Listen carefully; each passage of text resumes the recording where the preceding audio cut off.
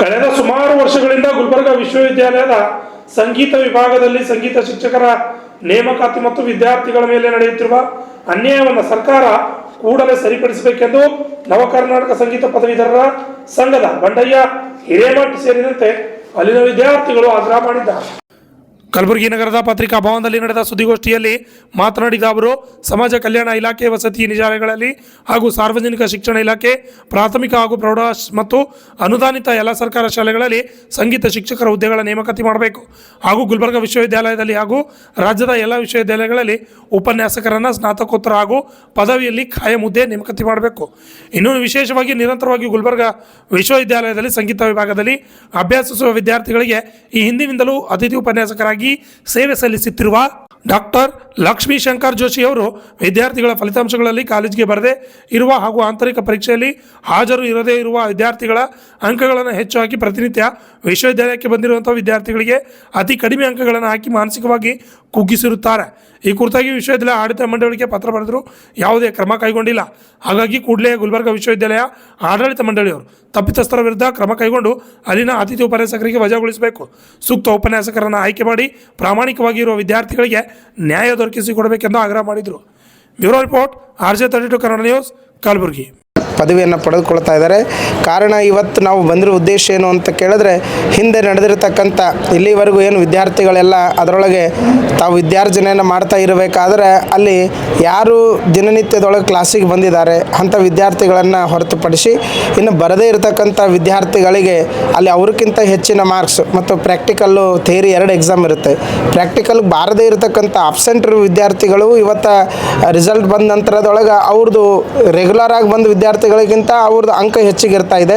ಹಾಗಾಗಿ ಅಲ್ಲಿ ಇನ್ನೊಂದು ಉದ್ದೇಶ ಏನು ಅಂತ ಕೇಳಿದ್ರೆ, ಅಲ್ಲಿ ಅತಿಥಿ ಶಿಕ್ಷಕರ ಒಂದು ನೇಮಕ ಆಗಿದೆ. ಅತಿಥಿ ಶಿಕ್ಷಕರು ಅಲ್ಲಿ ಕೆಲಸ ಮಾಡ್ತಾ ಇದ್ದಾರೆ.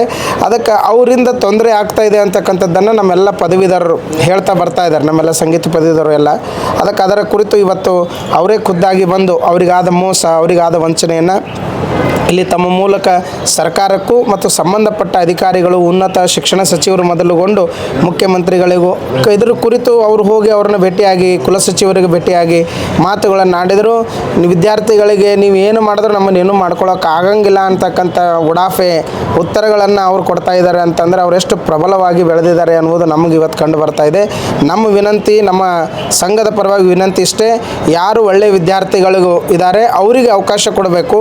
ಅವರಿಂದ ಈ ಸಮಾಜಕ್ಕೆ ಒಳ್ಳೆ ಕೆಲಸ ಆಗ್ತದೆ. ಅದನ್ನು ಬಿಟ್ಟು ಇಲ್ಲಿ ಯಾವುದೇ ರೀತಿಯ ತೊಂದರೆಯನ್ನು ಕೊಡೋದು, ಮೇಲು ಕೀಳು ಅನ್ನುವ ಭಾವನೆಗಳು ಬರಬಾರ್ದು. ಕಲಿತ ವಿದ್ಯಾರ್ಥಿಗಳಿಗೆ ನ್ಯಾಯ ದೊರಕಿಸಿಕೊಡಬೇಕು ಅನ್ನೋದು ಈ ಮೂಲಕ ತಮ್ಮಲ್ಲಿ ವಿನಂತಿ. ಅದಕ್ಕೆ ಇವೆಲ್ಲ ಹೋಗಲಾಡಿಸಬೇಕಾದ್ರೆ ಸರ್ಕಾರ ಕಾಲೇಜುಗಳಲ್ಲಾಗಿರ್ಬೋದು, ಸಾರ್ವಜನಿಕ ಶಿಕ್ಷಣ ಇಲಾಖೆ ಪ್ರಾಥಮಿಕ ಪ್ರೌಢ ಆಗಿರ್ಬೋದು ಮತ್ತು ವಸತಿ ಶಾಲೆಗಳಲ್ಲಾಗಿರ್ಬೋದು, ಅನುದಾನಿತ ಶಾಲೆಗಳಲ್ಲಾಗಿರ್ಬೋದು, ಆದಷ್ಟು ಬೇಗ ಸಂಗೀತ ಶಿಕ್ಷಕರ ನೇಮಕಾತಿಯನ್ನು ಮಾಡಿಕೊಂಡು ಈಗ ಮುಂಬರುವಂಥ ಮಕ್ಕಳ ಒಂದು ಭೌತಿಕವಾಗಿರ್ತಕ್ಕಂಥ ವಿದ್ಯೆಗೆ ಅವರ ಮನಸ್ಸು ಪರಿವರ್ತನೆ ಆಗಲಿಕ್ಕೆ ಸಂಗೀತ ಬಹಳ ಮುಖ್ಯ ಇದೆ. ಅದಕ್ಕೆ ತಾವು ನೇಮಕಾತಿ ಮಾಡ್ಕೊಳ್ಬೇಕಾಗಿ ಈ ಮೂಲಕ ವಿನಂತಿ ಮಾಡ್ಕೊಳ್ತಾ ಇದ್ದೇನೆ. ಇನ್ನು ಮುಂದೆ ಏನಂತಂದ್ರೆ ಮುಂದಿನ ದಿನಮಾನಗಳಲ್ಲಿ ಬರುವಂಥ ವಿದ್ಯಾರ್ಥಿಗಳಿಗೆ ಈ ಥರ ಅನ್ಯಾಯ ಆಗಬಾರ್ದು. ಯಾಕಂದ್ರೆ ಹಿಂದೂ ಕೂಡ ಇದೇ ಥರ ಆಗಿತ್ತು, ಮುಂದೂ ಕೂಡ ಇದೇ ಥರ ಆದ್ರೆ ಬಡ ವಿದ್ಯಾರ್ಥಿಗಳ ಗತಿ ಏನು? ಫಲಿತಾಂಶಗಳಲ್ಲಿ ಹೆಚ್ಚು ಕಡಿಮೆ ಮಾಡಿಕೊಂಡ್ರೆ ಈಗ ಒಂದು ನೆಕ್ಸ್ಟ್ ಜಾಬ್ ಕರೀತಾರೆ ಅನ್ಕೋರಿ. ಈ ಜಾಬಿಗೆ ಒಂದು ಅರ್ಧ ಪಾಯಿಂಟ್ ಮಾರ್ಕ್ಸ್ಗಳಲ್ಲಿ ಹೆಚ್ಚು ಕಡಿಮೆ ಮಾಡಿ ಗೋಲ್ಡ್ ಮೆಡಲ್ ತಪ್ಪಿಸೋದಾಗಿರ್ಬೋದು, ಏನೇ ಆಗಿರೋ ಸಮಥಿಂಗ್ ಏನೇ ಆಗಿರ್ಬೋದು. ಬಟ್ ಆ ಥರ ಆದ್ರೆ ವಿದ್ಯಾರ್ಥಿ ಭವಿಷ್ಯ ಏನು? ಅವ್ರಿಗೆ ಜಾಬ್ ಸಿಗುತ್ತದೆ. ಒಂದು 0.5% ಕಮ್ಮಿಯಾಗಿ ಜಾಬ್ ಕೈ ತಪ್ಪೋತ್ತಲ್ಲ ಅವ್ರ ಮುಂದಿನ ಭವಿಷ್ಯ ಏನು? ಅಷ್ಟೆಲ್ಲ ಕಲಿತು ಮಟ್ಟೆ ಎಲ್ಲ ಮಾಡಿದ್ವಿ ಕೂಡ ಬಟ್ ಅವರಿಗೆ ಅರ್ಹತೆಗೆ ಎಲಿಜಿಬಲ್ ಆಗಲಿಲ್ಲಪ್ಪ ಅಂದ್ರೆ ಮತ್ತು ಉಪಯೋಗ ಏನು? ಶಿಕ್ಷಕರಾದಂತಹವ್ರು ಏನು ಮಾಡ್ಬೇಕಂದ್ರೆ ವಿದ್ಯಾರ್ಥಿಗಳು ಸಪೋರ್ಟಿವ್ ಆಗಿರಬೇಕು. ಅವ್ರಿಗೆ ಪ್ರೇರಣೆ ಮಾಡಿ ಹುರಿದುಂಬಿಸಿ ಅವರನ್ನು ಒಳ್ಳೆ ರೀತಿ ಮಾರ್ಗದರ್ಶನ ಮಾಡ್ಬೇಕಂತ ಕೇಳ್ಕೊಳ್ತೀನಿ ಅಷ್ಟೇ. ಮುಂದಿನ ದಿನ ಈ ಥರ ಆಗೋದು ಕಡ್ಡಾಯ ನಿಷೇಧ ಆಗ್ಬೇಕಂತ ವಿನಂತಿ. ನಮ್ಮದು ಅಂದರೆ 3 ಸೆಮ್ ತನಕ ಏನದ ಕರೆಕ್ಟಾಗಿ ಹೈಯೆಸ್ಟ್ ಮಾರ್ಕ್ಸ್ ಬೆಳೀತು. 4 ಸೆಮ್ಮಿಗೆ ಏನಾಯ್ತು ಗೊತ್ತಿಲ್ಲ, ಅಗ್ದಮ್ಲಿ 5 ಮಾರ್ಕ್ಸ್ ಅಂತರವಾಗಿ ಮಿಸ್ ಆಯಿತು. ಬಟ್ ಪಾಸ್ ಅಂತೂ ಆಗಿದ್ದೀವಿ, ಬಟ್ ಇಲ್ಲಂತಲ್ಲ, ಬಟ್ ಗೋಲ್ಡ್ ಮೆಡಲ್ ಏನು ಬರ್ತದಲ್ಲ ಅದನ್ನು ಒಂದು ಸ್ವಲ್ಪ ಮಿಸ್ ಆಗಿದೆ ಅಂತ ನಾವು ಅದೇ ಮಾರ್ಕ್ಸ್ ಹೆಚ್ಚು ಕಡಿಮೆ ಹಾಕಿದ್ದಿರಲ್ಲ, ಮಾರ್ಕ್ಸ್ ಹೆಚ್ಚು ಕಡಿಮೆ ಹಾಕಿದ್ದಾರೆ 4 ಸೆಮ್ಮಲ್ಲಿ. 3ನೇ ಸೆಮ್ಮಿದು ಫಸ್ಟ್ ಸೆಕೆಂಡ್ ಥರ್ಡ್ ಸೆಮ್ ತಾನೇ ಹೈಯೆಸ್ಟ್ ಮಾರ್ಕ್ಸ್ ಇದೆ. 4 ಸೆಮ್ಮಲ್ಲಿ ಮಾರ್ಕ್ಸ್ ಕಡಿಮೆ ಬಂದಿದೆ ನನಗೆ. ಹಾಂ, ನಾವು ರೆಗ್ಯುಲರ್ ಬಂದೀವಿ, ಎಲ್ಲ ಕಾರ್ಯಕ್ರಮ ಅಟೆಂಡ್ ಆಗಿವಿ, ಯೂನಿವರ್ಸಿಟಿಗಳ ಒಳಗೆ ನಡೀತಕ್ಕಂತಹ ಕಾರ್ಯಕ್ರಮಗಳನ್ನು ಎಲ್ಲ ನಾವು ಭಾಗವಹಿಸ್ತೀವಿ. 3 ಸೆಮ್ಗೆ ಕರೆಕ್ಟಾಗಿ ಮಾರ್ಕ್ಸ್ ಹಾಕಿದ್ದಾರೆ. ಹಾಂ, 4ನೇ ಮಾರ್ಕ್ಸಿಗೆ ಯಾಕೆ 4ನೇ ಸೆಮ್ಮಿಗೆ ಯಾಕೆ ಕಡಿಮೆ ಹಾಕಿದ್ದಾರೆ, ಯಾವ ಉದ್ದೇಶಕ್ಕಾಗಿ ಏನೋ ಗೊತ್ತಿಲ್ಲ. ಬಟ್ ಏನಪ್ಪ ಅಂದ್ರೆ ಮತ್ತು ಯಾರಿಗೂ ಅವ್ರಿಗೆ ಬೇಕಾಗಿರುತ್ತೆ, ಅವ್ರ ಸಪೋರ್ಟ್ ವಿದ್ಯಾರ್ಥಿಗಳಿರುತ್ತೆ, ಅವರಿಗೋಸ್ಕರ ಮಾಡಿರ್ಬೋದು ಏನು.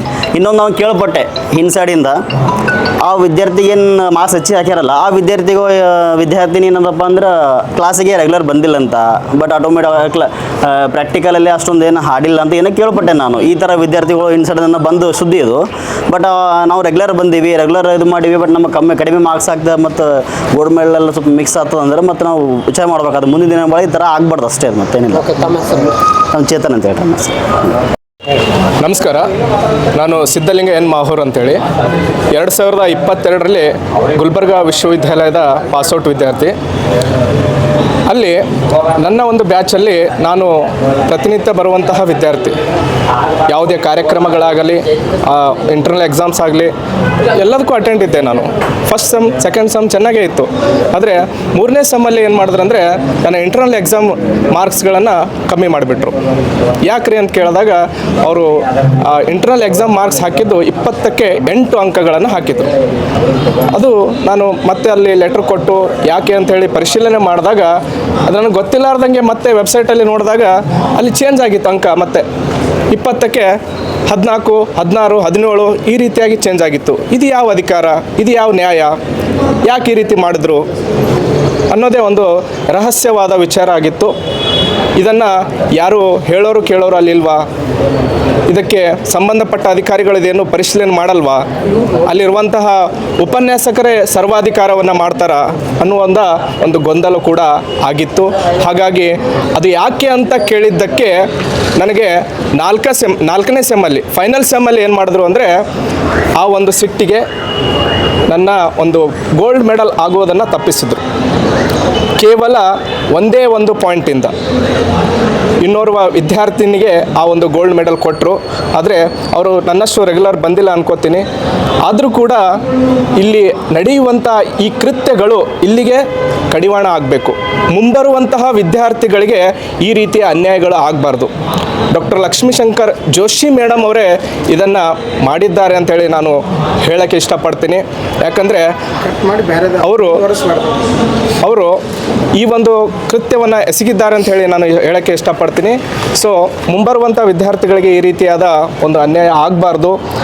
ಎಲ್ಲ ಯೂನಿವರ್ಸಿಟಿಯ ಎಲ್ಲ ವಿ ಸಿಗಳಾಗಿರ್ಬೋದು, ರಿಜಿಸ್ಟ್ರಾರ್ ಆಗಿರ್ಬೋದು, ಡೀನ್ ಆಗಿರ್ಬೋದು, ಈ ಒಂದು ವಿಚಾರವನ್ನು ಬಹಳ ಸೂಕ್ಷ್ಮತೆಯಿಂದ ತೆಗೆದುಕೊಂಡು ಈ ಮುಂಬರುವಾಗಿ ಮರು ನೇಮಕಾತಿ ಮಾಡ್ತಾ ಇದ್ದಾರೆ.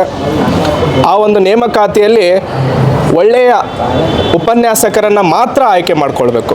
ಈ ರೀತಿಯಾದ ವಿದ್ಯಾರ್ಥಿಗಳಿಗೆ ಮೋಸ ಮಾಡುವಂತಹ ಉಪನ್ಯಾಸಕರನ್ನು ಆಯ್ಕೆ ಮಾಡಿಕೊಳ್ಬಾರ್ದು ಅಂಥೇಳಿ ನಾನು ವಿನಂತಿ ಮಾಡ್ಕೋತಾ ಇದ್ದೀನಿ.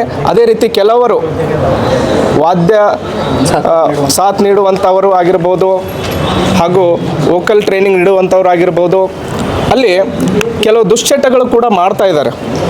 ಉದಾಹರಣೆಗೆ ಗುಟ್ಕಾ ಸೇವಿಸೋದಾಗಿರ್ಬೋದು, ಸಾರಾಯಿ ಕುಡಿಯೋದಾಗಿರ್ಬೋದು, ಇವೆಲ್ಲ ಒಂದು ಯೂನಿವರ್ಸಿಟಿಯ ಕ್ಲಾಸ್ ರೂಮ್ ಒಳಗಡೆ ಬಂದು ಗುಟ್ಕಾ ತಿನ್ನೋದು ಯಾವ ನ್ಯಾಯ ಸರ್? ಇದು ಅಸಭ್ಯ ವರ್ತನೆ. ಇದನ್ನು ನಾವು ವಿದ್ಯಾರ್ಥಿಗಳು ಒಂದು ಮೋಟಿವೇಶನ್ ಆಗಿ ತೊಗೋಬೇಕು. ನಮ್ಮ ಗುರುಗಳು ಈಗಿರ್ತಾರೆ, ಅವ್ರಿಗೆ ಫಾಲೋ ಮಾಡ್ಬೇಕು. ನಾವು ಅವರೇ ಗುಟ್ಕಾ ತಿಂತಿದ್ರೆ ನಾವೇನು ಮಾಡೋಕ್ಕಾಗುತ್ತೆ ಸರ್? ನಿಮ್ಮ ಭಾಗದಲ್ಲಿ ಜಾತಿ ತಾರತಮ್ಯ ಹೆಂಗೆ? ಅದೇ ರೀತಿಯಾಗಿ ಅಲ್ಲಿ ಕಾಸ್ಟಿಸಮ್ ಕೂಡ ಒಂದು ನಡೀತಾ ಇದೆ. ಯಾವ ಥರ? ಉನ್ನತ ವರ್ಗದ ಉಪನ್ಯಾಸಕರು SC/ST ವಿದ್ಯಾರ್ಥಿಗಳಿಗೆ, ಯಾವುದೇ ಹಿಂದುಳಿದ ವಿದ್ಯಾರ್ಥಿಗಳಿಗೆ ಒಂದು ಮುಂಬರುವಂತಹ ಚಾನ್ಸ್ ಕೊಡಬಾರ್ದು, ಅವರ ವಿದ್ಯಾರ್ಥಿಗಳೇ ಅಲ್ಲಿ ಬೆಳಿಬೇಕು ಅನ್ನುವಂಥ ಒಂದು ಮನೋಭಾವವನ್ನು ಹೊಂದಿದವರಾಗಿದ್ದಾರೆ. ಇದಕ್ಕೂ ಕೂಡ ಪರಿಶೀಲನೆ ಆಗಬೇಕು. ಮುಂಬರುವ ದಿನಗಳಲ್ಲಿ ಇದು ಒಂದು ಅನ್ಯಾಯವನ್ನು ತಪ್ಪಿಸಬೇಕಂತೇಳಿ ನಾನು ಎಲ್ಲರಲ್ಲಿ ವಿನಂತಿ ಮಾಡ್ಕೋತೇನೆ. ನನ್ನ ಹೆಸರು ಸಿದ್ಧಲಿಂಗ ಎನ್ ಮಾಹೂರ್, ಪದವೀಧರ, ಕಲಬುರಗಿ ವಿಶ್ವವಿದ್ಯಾಲಯ. ನಾನು ಶ್ರೀಶೈಲ್ ಗುತ್ತೇದಾರ್ ಅಂತ ಗುಲ್ಬರ್ಗಾ ವಿಶ್ವವಿದ್ಯಾಲಯದಲ್ಲಿ ಕಳೆದ 2 ವರ್ಷಗಳಿಂದ ನಾನು ಅಲ್ಲಿ MA ಪದವಿ ಮಾಡುತ್ತಿದ್ದು, ಸ್ನಾತಕೋತ್ತರ ಪದವಿ ಮಾಡುತ್ತಿದ್ದು, ಪ್ರತಿನಿತ್ಯ ಬಿಟ್ಟು ಬಿಡದೆ ನಾನು ಅಲ್ಲಿ ಕಾಲೇಜಿಗೆ ಅಟೆಂಡ್ ಆಗಿರ್ತೀನಿ, ಫಂಕ್ಷನ್ಸ್ಗಳಿಗೆ ಅಟೆಂಡ್ ಆಗಿರ್ತೀನಿ, ಎಕ್ಸಾಮ್ಗಳಿಗೆ ಅಟೆಂಡ್ ಆಗಿರ್ತೀನಿ, ಇಂಟರ್ನಲ್ ಎಕ್ಸಾಮ್ಗಳಿಗೆ ಅಟೆಂಡ್ ಆಗಿರ್ತೀನಿ, ಎಲ್ಲವೂ ಮಾಡಿರ್ತೀನಿ. ಅಲ್ಲಿರ್ತಕ್ಕಂಥ ವಿದ್ಯಾರ್ಥಿಗಳಾಗ ನಾನು ಒಬ್ಬನೇ ರೆಗ್ಯುಲರ್ ವಿದ್ಯಾರ್ಥಿ. ನನ್ನ ಬ್ಯಾಚ್ನಲ್ಲಿ ಇರ್ತಕ್ಕಂಥವ್ರು ಬರೀ 2 ವಿದ್ಯಾರ್ಥಿಗಳು, ಒಬ್ಬ ಜಮಖಂಡಿ ಚಿನ್ಮಯ್ ದೇಸಾಯಿ ಅನ್ನೋವಂಥವ್ರು, ಇನ್ನೊಬ್ಬರು ನಾನೊಬ್ಬರು. ಏನಾಗಿದೆ ಇಲ್ಲಿ ಎಕ್ಸಾಮ್ ಫಸ್ಟ್ ಸೆಮ್ ನಂದು 85% ಅದು ಕರೆಕ್ಟ್ ಅದು. ನಾನು ಕಾಲೇಜಿಗೆ ಬಂದಿದ್ದು, ನಾನು ಪ್ರಶ್ನೆಗಳಿಗೆ ಉತ್ತರಿಸಿದ್ದು ಎಲ್ಲ ಸರಿಯಾಗಿರ್ತಕ್ಕಂಥ ಅಂಕಗಳನ್ನು ಕೊಟ್ಟರು. ಸೆಕೆಂಡ್ ಸೆಮ್ ಏನು ಮಾಡಿದ್ದಾರೆ, ಏಕಾಏಕಿ 10% ಕಮ್ಮಿ ಮಾಡಿಬಿಟ್ರೆ. ಎಕ್ಸಾಮ್ನಲ್ಲಿ ನಾನು ಉತ್ತರ ಕೊಟ್ಟರು ಸಹಿತ ಏಕಾಏಕಿ 73 10% ಕಮ್ಮಿ ಮಾಡಿಬಿಟ್ರೆ. ಇದು ನನಗೆ ಭಾಳ ಮನಸ್ಸಿಗೆ ನೋವಾಯಿತು. ಈ ಸಂಬಂಧಪಟ್ಟಂಗೆ ನಾನು ಕುಲ ಸಚಿವರಿಗೆ, ಅಲ್ಲಿರ್ತಕ್ಕಂಥ ಕುಲಪತಿಗಳಿಗೆ, ಸ್ಪೆಷಲ್ ಆಫೀಸರ್ಗೆ ನಾನು ಲೆಟ್ರ್ ಬರೆದ್ರು ಕೂಡ ಅದು ಆ್ಯಕ್ಷನ್ ಯಾವಾಗ ತೊಂದಿಲ್ಲ. ಅದಾದಮೇಲೆ ಒಂದು 2 ವಾರ ಆದಮೇಲೆ 4th ಸೆಮ್ ಇಂಟರ್ನಲ್ ನಡೆಸ್ಯಾರ. ಆ ಇಂಟರ್ನಲ್ ಎಕ್ಸಾಮ್ಗೆ ಆ ಹುಡುಗ ಬಂದೇ ಇಲ್ಲ, ಚಿನ್ಮಯ್ ದೇಸಾಯಿ ಅನ್ನೋರು ಬಂದೇ ಇಲ್ಲ ಅದಕ್ಕೆ, ಆ ಎಕ್ಸಾಮ್ಗೆ. ಅವರಿಗೆ ಏಕಾಏಕಿ 16, 15 ಎಕ್ಸಾಮ್ 16 ಅಂಕಗಳನ್ನು ಹಾಕಿಬಿಟ್ರು. ನಾನು ಈ ವಿಚಾರವಾಗಿ ಹೋಗಿ ತನಿಖೆ ಮಾಡಿದೆ, ನನ್ನ ಸ್ವಂತ ಪ್ರಯತ್ನ. ಕ್ಲರ್ಕ್ಗಳಿಗೆ ಹೋಗಿ ನೋಡಿ ಕೇಳಿದೆ, ಅಲ್ಲಿ ಏನು ಅಲ್ರಿ ಅಷ್ಟು ಹೆಂಗೆ ನೀವು ಹಾಕ್ತೀರಿ, ಅಲ್ಲಿ ಮೇನ್ ಮಾರ್ಕ್ ಶೀಟ್ ಏನೋ ತೋರಿಸ್ರಿ ಅಂದಾಗ ಅಲ್ಲಿ ಕೇವಲ 5 ಮಾರ್ಕ್ಸ್ ಇದ್ದು. ಆ ಮಾರ್ಕ್ ಶೀಟ್ನಾಗ ಕೇವಲ 5 ಮಾರ್ಕ್ಸ್ ಇದ್ದು.